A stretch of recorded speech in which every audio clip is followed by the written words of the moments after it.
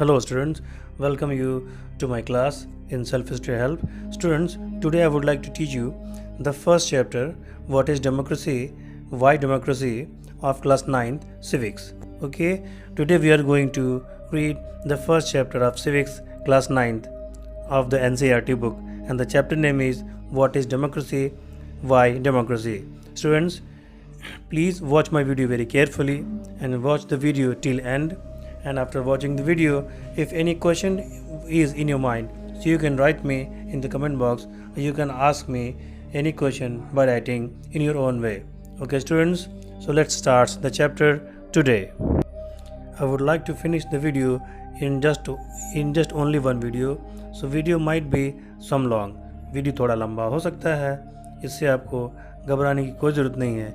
Watch the video very carefully and you will get all the knowledge, all the necessary information with the best experience. So students, let's take the first heading of the chapter, and that is what is democracy. Here I would like to give you a simple definition of democracy. What is democracy? Democracy is a form of government in which the rulers are selected by the people through a process called election. It is the most popular form of the government in all the world. In simple words, it means that in democracy, people have the power, people have the right to choose their own leader and to choose their own government also.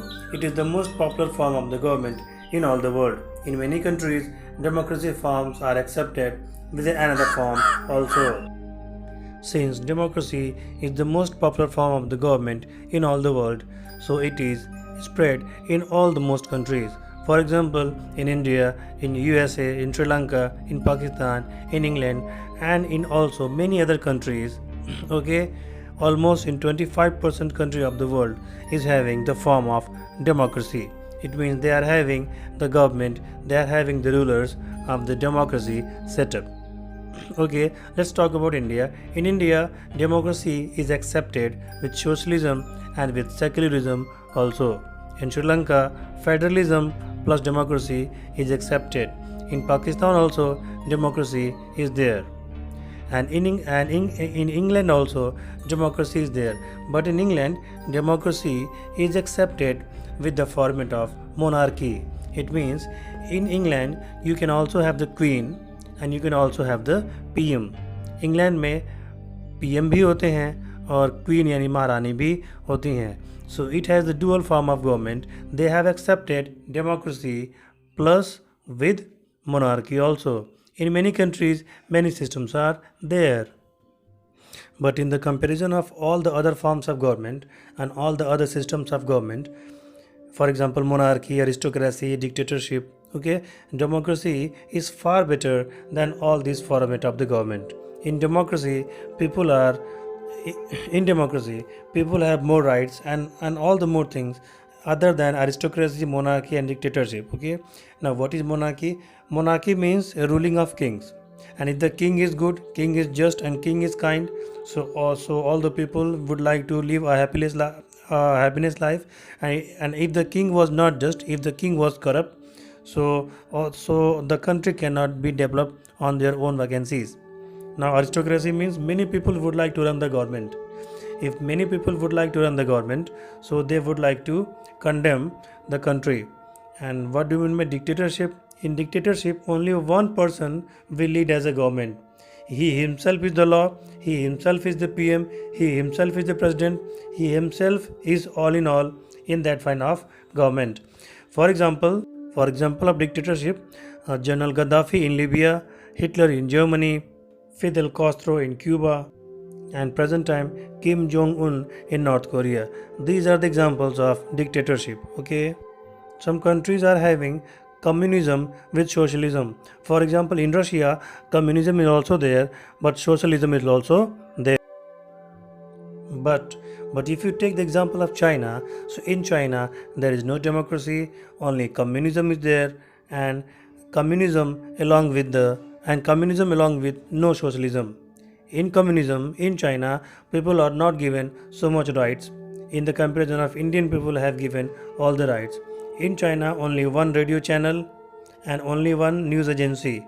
You cannot talk about the government, you cannot talk against government, and you cannot do anything against government. And in China also, you cannot criticize the government. Okay, it is the punishable offense in China. Same happens in Saudi Arabia also. Saudi Arabia, Qatar, Oman, Oman. Okay, in the Arabian countries also, you cannot criticize the policies of the government. Whatever government does, you have to agree with the terms and conditions. And in the country like Saudi Arabia, and other things, the people of other religions is not have permitted to cast their vote also. Okay, so all these countries do not have the form of democracy.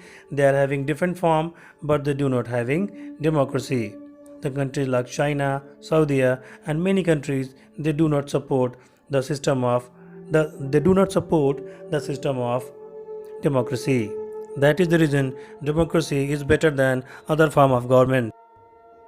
Now let's proceed to the next topic, and that is features of democracy.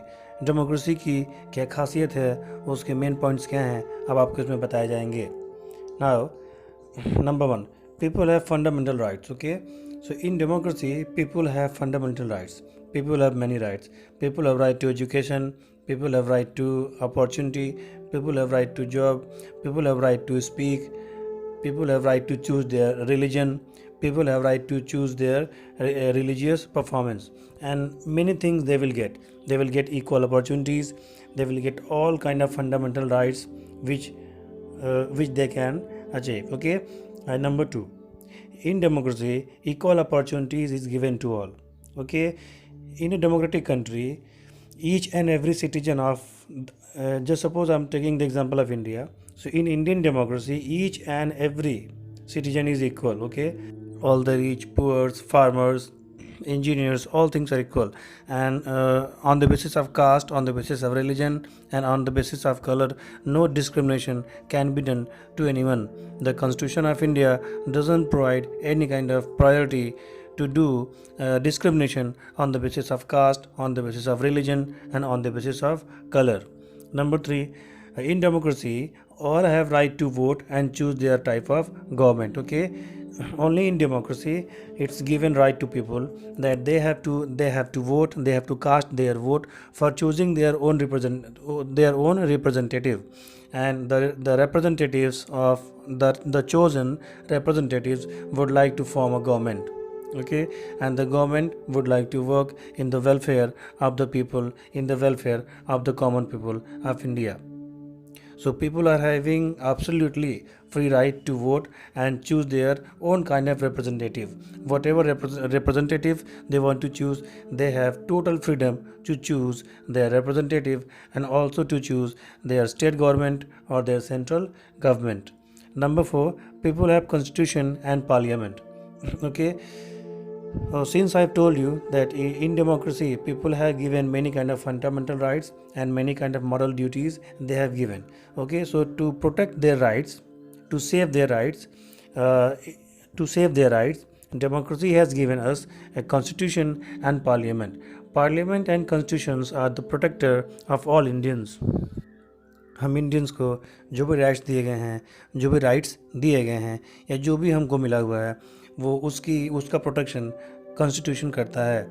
अगर हमारे खिलाफ कोई exploitation होता है, हमारे खिलाफ कोई अत्याचार होता है, या हमारे साथ कुछ गलत होता है, तो कॉन्स्टिट्यूशन हमें बहुत सारे ऐसे प्रोविज़न देता है जिनका यूज़ करके हम जुडिशरी में जा सकते हैं और अपने लिए जस्टिस की डिमांड कर सकते हैं.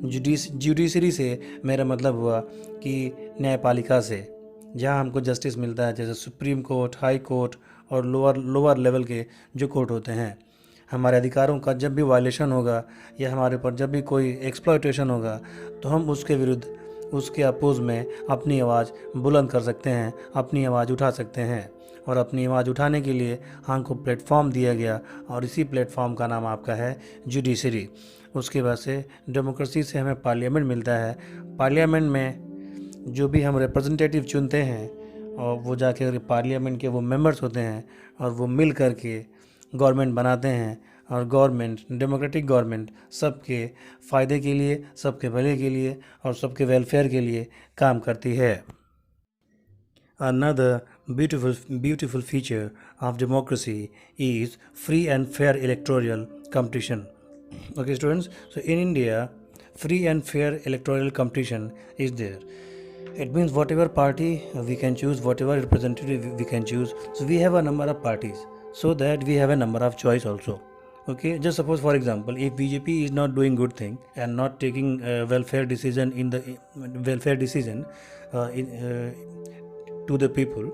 Okay, so we have many party as their replacement. We can choose Congress, we can choose Sapa, we can choose Baspa. Okay, it was just an example. So in democracy, free and fair electoral competition is very necessary.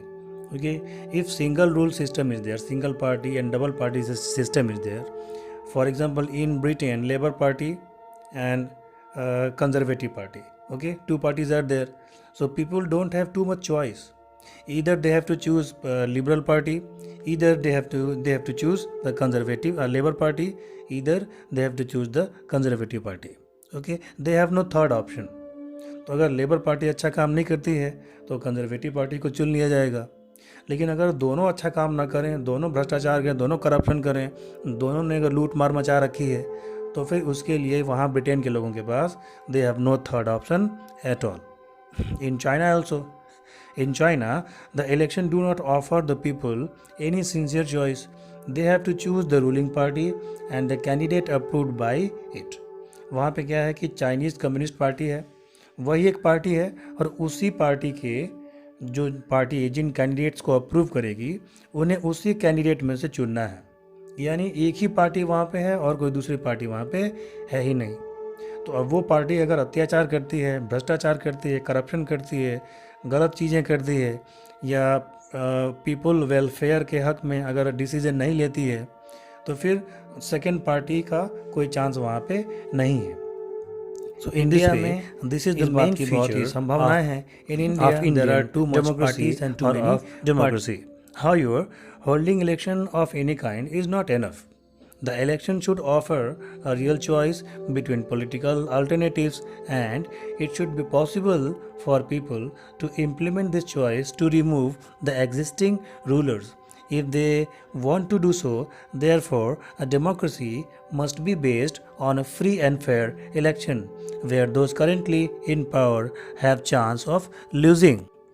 Let's move towards the next heading, and that is one person, one vote and one value. Okay, this principle is now widely accepted almost all over the world, yet there are many cases of denial of equal right to vote. For example, in Saudi Arabia, women do not have right to vote. East Tunisia has made its citizenship rule in such a manner that it is difficult for the people belonging to the Shia minority to get the right to vote. In Fiji, the electoral system is framed in such a way that vote of a native Fiji has more value than of an Indian Fiji. Democracy is based on the fundamental principles of political equality. This is the third main feature, and this is the third important heading in the terms of democracy also. In a democracy, each adult citizen must have one vote, and each vote must have one value. Let's proceed toward the next heading, and that is rule of law and respect for rights. Students, इस headings में आपको Zimbabwe की कहानी दिखाया है. ठीक है, जो पहले के समय में रोडेशिया नाम से फेमस था. जिम्बाब्वे भी ब्रिटिश का गुलाम था, ब्रिटिश उस पर कब्ज़ा किए थे. 1980 में वहाँ पे अंग्रेज वहाँ से चले गए. तो वहाँ पे ZANUPF, ठीक है, ZANUPF नाम की पार्टी वहाँ पे अस्तित्व में आई. और उस पार्टी के लीडर रॉबर्ट मुगाबे, जब से जिम्बाब्वे आपका फ्री हुआ, इंडिपेंडेंट हुआ, तब से वो वहाँ पे प्रेसिडेंट वही बनते थे, हर इलेक्शन में वही जीतते थे. तो बाद में पता ये चला कि इलेक्शन जीतने के लिए वो आर्बिट्री प्रैक्टिसेस का इस्तेमाल करते थे, कुछ चुनाव में धांधली वगैरह भी करते थे, और हर बार उनकी पार्टी जीत जाती थी. जिसका नतीजा ये हुआ कि उन्होंने पब्लिक प्रोटेस्ट पे और डेमोन्स्ट्रेशंस पे, जुलूस पे, धरने प्रदर्शन पे उन्होंने रोक लगा रखी थी. उसके बाद उन्होंने कई सारी लिमिट लगा रखी थी लोगों के राइट पे भी. और प्रेसिडेंट के पावर को उन्होंने इतना बढ़ा दिया था कि प्रेसिडेंट के खिलाफ कुछ कहना, ठीक है, देशद्रोह यानी इलीगल हो गया था. वहाँ पे टेलीविज़न और रेडियो चैनल्स पे गवर्नमेंट का कंट्रोल था। टीवी चैनल्स, रेडियो चैनल्स क्या खबर दिखाते हैं, क्या न्यूज़ दिखाते हैं, इस पे पूरा कंट्रोल उनका था। उसके बाद से जो इंडिपेंडेंट न्यूज़पेपर थे, जो इंडिपेंडेंट न्यूज़ चैनल्स थे, उन पे भी गवर्नमेंट का एक प्रभाव हो गया। और ऐसे जर्नलिस्ट, ऐसे पत्रकार जो कि निर्भीक होकर के, बेबाक होकर के सही खबरें दिखाते थे और गवर्नमेंट की क्रिटिसिज्म करते थे, गवर्नमेंट की आलोचना करते थे, फिर उन पे प्रेशर डाला जाने लगा। ठीक है, जिम्बाब्वे में ये सब हुआ। उसके बाद से वहाँ पे उनकी बहुत ही आलोचना हुई, लोगों ने क्रिटिसाइज़ किया और प्योर फॉर्म ऑफ डेमोक्रेसी वहाँ पे काफ़ी बाद में जा कर के स्टैब्लिश हो पाई। कुछ ऐसा ही हाल आपके पड़ोसी देश पाकिस्तान का भी था, जब जनरल परवेज़ मुशर्रफ ने वो सेना के सुप्रीम कमांडर थे, उन्होंने तख्ता पलट का मतलब होता है कि डेमोक्रेसी, गवर्नमेंट को हटा करके अपने वहाँ का प्रेसिडेंट बन जाना। तो वहाँ के कॉन्स्टिट्यूशन में ये सब का जिक्र है, वो इलीगल नहीं है। वो वहाँ के कॉन्स्टिट्यूशन में लिखा हुआ है कि अगर पीएम देश संभालने में, कंट्री संभालने में अगर हार जाते हैं या वो नहीं सही से कर पाते हैं, संभाल पाते हैं, तो जो आर्मी का जो चीफ होगा उसको अधिकार है देश की बागडोर अपने हाथ में लेने का। और कुछ ऐसा ही आपका लीबिया में हुआ, कुछ ऐसा ही आपका इराक में हुआ सद्दाम हुसैन के साथ। सद्दाम हुसैन भी तानाशाह बन गया, उसने कैप्चर कर लिया। फिर लीबिया में मुअम्मर गद्दाफ़ी ने कर लिया, पाकिस्तान में जनरल परवेज़ मुशर्रफ ने किया, क्यूबा में आपका फिदेल कास्त्रो ने किया, हिटलर ने जर्मनी में किया था, और कुछ वैसा ही रॉबर्ट मुगाबे ने जिम्बाब्वे में किया था। तो डेमोक्रेसी में जब ये चीज़ें होती हैं तो डेमोक्रेसी की जो इम्पोर्टेंस होती है, जो उसकी सस्टेनेबिलिटी होती है, जो उसकी क्रेडिबिलिटी होती है, वो कम हो जाती है। और फिर तब बाकी फॉर्म ऑफ गवर्नमेंट में और डेमोक्रेसी में कोई डिफरेंस नहीं रह जाता। क्योंकि जब ह्यूमंस के फ्री होने का, उनके फ्रीडम ऑफ स्पीच, उनके फ्रीडम, मीडिया का फ्रीडम, न्यूज़ रिपोर्टर का फ्रीडम, जब इस पर गवर्नमेंट निगाह डालेगी और गवर्नमेंट जब कब्जा कर लेगी, तो फिर डेमोक्रेसी का कोई मतलब वहाँ पे नहीं रह जाता। तब वो व्यवस्था कम्युनिज्म कह लीजिए या मोनार्की कह लीजिए, फिर उसकी इक्विवेलेंट व्यवस्था हो जाती है। अब आइए आगे चलते हैं नेक्स्ट हेडिंग पे, वो है आपका आर्गूमेंट्स अगेंस्ट डेमोक्रेसी। अब हम आते हैं अपने अगले हेडिंग में, आर्गूमेंट्स अगेंस्ट डेमोक्रेसी। ऐसा नहीं है स्टूडेंट्स कि डेमोक्रेसी फुल प्रूफ प्लान है और उसमें कोई लिमिट या कोई कमी उसमें नहीं है। ठीक है, उसमें भी बहुत सारी कमियां हैं। तो एक एक करके अब हम उन कमियों को देखेंगे कि डेमोक्रेसी के माइनस पॉइंट्स क्या हैं। सबसे पहला माइनस पॉइंट्स ये है कि leaders keep changing in a democracy, this results into instability. Democracy में हर 5 साल पर लीडर चेंज होते रहते हैं, गवर्नमेंट्स चेंज होती रहती है। और अगर गठबंधन की सरकार है, यानी कई पार्टियों ने मिलकर के गवर्नमेंट बनाई हुई है, तो वो गवर्नमेंट कब गिर जाए, ठीक है, लोग अपना समर्थन कब वापस ले लें, इसकी कोई गारंटी डेमोक्रेसी में नहीं होती है। तो गवर्नमेंट के बार बार बदलने से जो पॉलिसीज़ होती हैं, हर गवर्नमेंट की अपनी सोच होती है, हर लीडर की अपना तरीका होता है और हर लीडर का अपना अपना फ़िलोसफी होती है। तो एक की फ़िलोसफी दूसरे को पसंद नहीं आती है, जो कि डेमोक्रेसी में बहुत कॉमन है। ऐसा नहीं है कि बीजेपी की जो सोच है वो ठीक ठीक कांग्रेस से ही मिलती हो, क्योंकि उन्हें जनता में ये भी दिखाना होता है कि हम ये सोचते हैं और वो वैसा सोचते हैं। वो अपनी एक आइडेंटिटी बनाते हैं। अगर दोनों की आइडेंटिटी मिल जाती है, दोनों के विचार अगर मिलते हैं, तो फिर वो उनके पास पॉलिटिक्स करने का कोई रास्ता या वजह नहीं बचती है। सेकेंड क्या है, democracy denotes political competition and power play, it does not accommodate morality and ethics. Politics में क्या होता है कि गवर्नमेंट पाने के लिए, पावर पाने के लिए, सत्ता पाने के लिए, कुर्सी पाने के लिए लोग गलत तरीक़ों का भी इस्तेमाल करते हैं। मॉरलिटी और एथिक्स नाम की कोई चीज़ वहाँ पे नहीं रह जाती है। फिर वो गवर्नमेंट बचाने के लिए या गवर्नमेंट पाने के लिए गलत तरीके भी डेमोक्रेसी में इस्तेमाल किए जाते हैं और पावर प्ले वहाँ पे किया जाता है। थर्ड पॉइंट क्या आपका है, so many people have to be consulted in a democracy that it leads to irritating delays. Democracy में क्या है कि डेमोक्रेसी का जो चैनल है, ठीक है, वो इक्वलिटी पे चलता है और छोटे से छोटे डिसीज़न लेने के लिए बहुत प्रक्रिया से गुजरना पड़ता है, बहुत लोगों से एडवाइस लेनी पड़ती है, राय मशवरा करना पड़ता है, जिसमें अनावश्यक रूप से डिले होता है। ठीक है, जो काम 6 मंथ में होने चाहिए वो 2 ईयर्स 3 ईयर्स में होते हैं। और पॉलिटिक्स में कोई डिसीज़न लेने से पहले पॉलिटिकल पार्टियां अपना वोट बैंक देखती हैं कि हमारे इस डिसीज़न से कोई पर्टिकुलर कम्युनिटी कहीं प्रभावित तो नहीं हो रही है, क्योंकि अगर नहीं प्रभावित हो रही है तो दूसरी कम्युनिटियाँ इस बात का विरोध करना शुरू कर देती हैं। अगला पॉइंट है, elected leaders are unaware of the best interest of the people, this led to erratic decisions. अगर रिप्रेजेंटेटिव चुनने में लोगों ने राय मशवरा नहीं किया या शराब के बल पे या पैसे के बल पे या मोटिवेट करके लोगों ने वोट डाले और ऐसे कैंडिडेट को चुन लिया जिसका कि कोई क्रिमिनल बैकग्राउंड है या जिस पे हत्या के, मर्डर के बहुत सारे केसेस चल रहे हैं, या वो पर्सन जो है कि दूसरे किस्म का है या वो गलत आदमी है, उसको पॉलिटिक्स में नहीं होना चाहिए। ऐसे पर्सन अगर पॉलिटिक्स में आ जाते हैं, ठीक है, एमपीज़ या एमएलए बन जाते हैं, तो फिर वो गलत काम ही करते हैं। फिर उनका एकमात्र जो इम्पोर्टेंस क्या रह जाता है कि मनी अर्न करना और लोगों की सेवा करना, लोगों की सर्विस करना उनके एजेंडे में कभी नहीं कभी रहता ही नहीं है। जो अगला आपका माइनस पॉइंट है डेमोक्रेसी में वो ये है कि डेमोक्रेसी इलेक्शन पे डिपेंड होती है। हर 5 ईयर्स पे स्टेट गवर्नमेंट में चाहे सेंट्रल गवर्नमेंट में इलेक्शन होता है। सीएम चुनने के लिए हम स्टेट गवर्नमेंट का इलेक्शन करते हैं और पीएम चुनने के लिए हम पूरे कंट्री में इलेक्शन करते हैं। तो ये इलेक्शन का जब कैंपेन होता है, ठीक है, तो उसमें सभी पार्टियों को, सभी कैंडिडेट्स को बहुत सारी रैलियां करनी पड़ती हैं, बहुत सारे जुलूस निकालने पड़ते हैं, ठीक है, यहाँ से वहाँ जाना पड़ता है, तो उसमें पैसे की ज़रूरत पड़ती है। अब उसमें पॉलिटिकल फंडिंग होती है। जो बड़े बड़े करोड़पति होते हैं देश में, जो बहुत धनी लोग होते हैं, वो पैसा, या जो कारोबारी होते हैं, जो बिजनेसमैन होते हैं, उनसे पैसा लिया जाता है, फंडिंग ली जाती है और उसके बदले में उनसे कुछ प्रॉमिसेस किए जाते हैं। प्रॉमिसेस कैसे किए जाते हैं? उनके फ़ायदे पहुंचाने के प्रॉमिसेस किए जाते हैं। तो ये जो पैसे का सोर्स है डेमोक्रेसी में, वो करप्शन को लीड करता है, क्योंकि अगर किसी कैंडिडेट का बहुत ज़्यादा पैसा इसमें खर्च हो गया है तो निश्चित रूप से ये ह्यूमन टेंडेंसी है कि वो अपने पैसे कहीं ना कहीं से वापस निकालना चाहेगा, और वापस निकालने के लिए पॉलिटिक्स से बढ़िया उसके पास हथियार और कोई नहीं हो सकता। फिर गवर्नमेंट के रिसोर्सेज को लूटना चाहेगा और तमाम ऐसे काम करेगा जिससे कि उसे केवल प्रॉफिट हो सके। फिर वो जनता के प्रॉफिट को भी अपना प्रॉफिट ही समझेगा।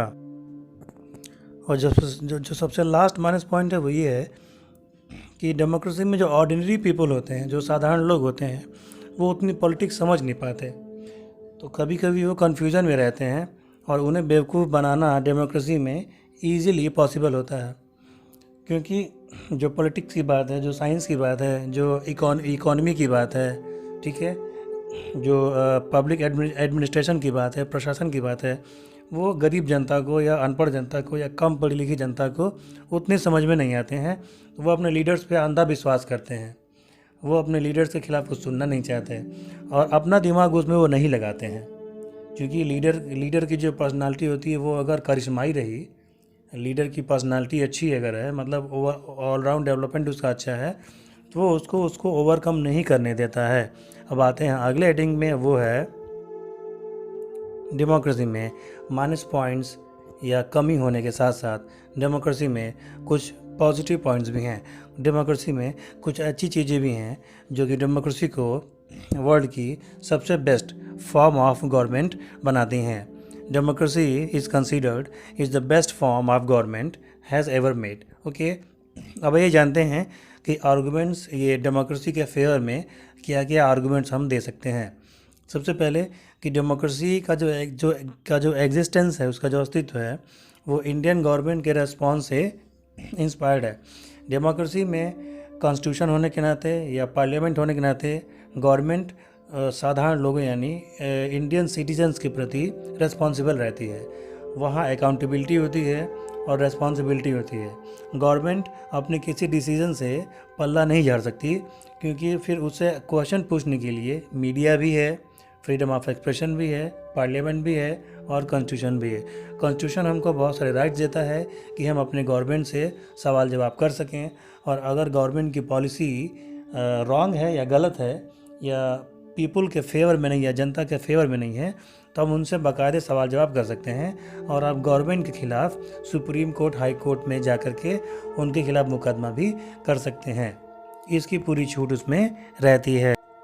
डेमोक्रेसी में रूलिंग पार्टी अपोजिशन पार्टी के साथ मिल करके कोई भी डिसीजन लेती है, तो इससे जब कई सारे लोग मिल करके, कई इंस्टीट्यूशंस, कई पार्लियामेंट्री इंस्टीट्यूशंस मिल करके जब कोई डिसीजन लेते हैं तो वहाँ पे अच्छी चीज़ें और गुड कॉन्सेप्ट आपका आता है, जिससे उस डिसीज़न लेने में उनको सहूलियत होती है, उनको आराम तलबी भी होती है। डेमोक्रेसी की ये दूसरी सबसे अच्छी बात साबित होती है।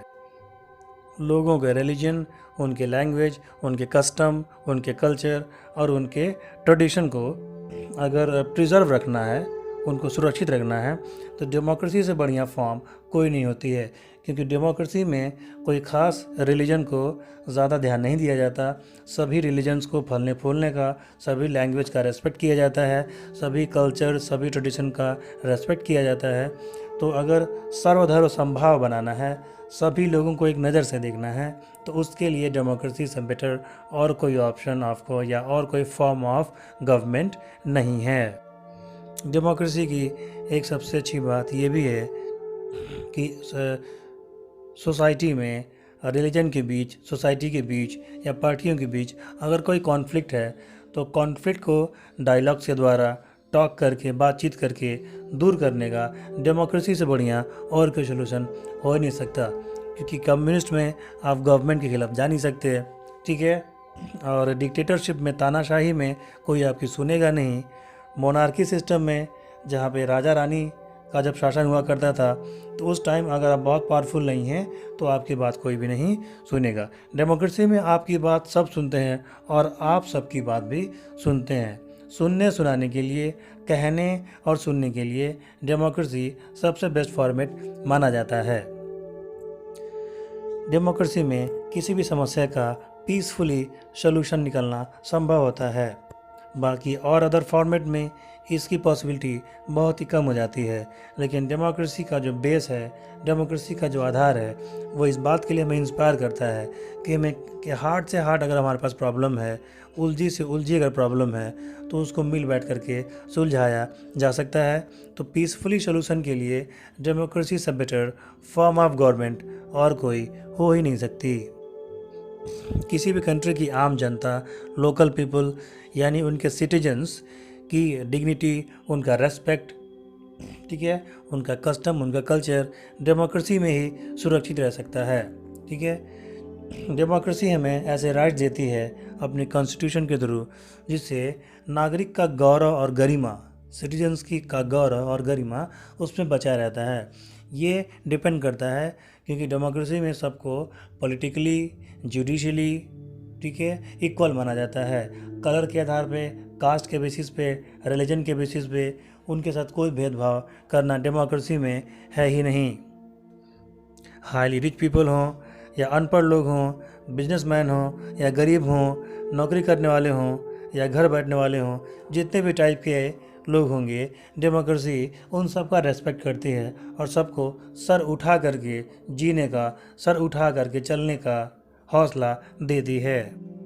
और आजकल के मॉडर्न वर्ल्ड में डेमोक्रेसी की बेहद ज़रूरत है, क्योंकि आजकल के मॉडर्न वर्ल्ड में लोग शांति से जीना चाहते हैं, अपने डेवलपमेंट के बारे में सोचना चाहते हैं, अपनी लिविंग कंडीशंस को बेटर करना चाहते हैं और हर सुख सुविधा का लाभ उठाना चाहते हैं और अपने लाइफ स्टेटस को भी मेंटेन करना चाहते हैं।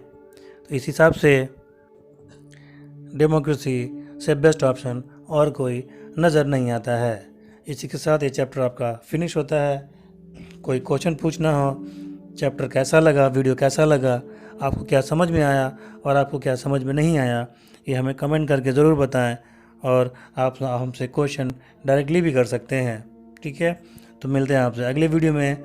तब तक के लिए जय हिंद, जय भारत। और सबसे इम्पॉर्टेंट बात जो मैं आपको बार बार कहता हूँ, लॉकडाउन में रहें, नियमों का पालन करें, कोरोना से जितना हो सके, उतना संभव हो सके उतना बचने का प्रयास करें। मास्क लगाने को और हाथों को सैनिटाइज करने को अपने लाइफ के स्टाइल में आप उसको ढाल लीजिए।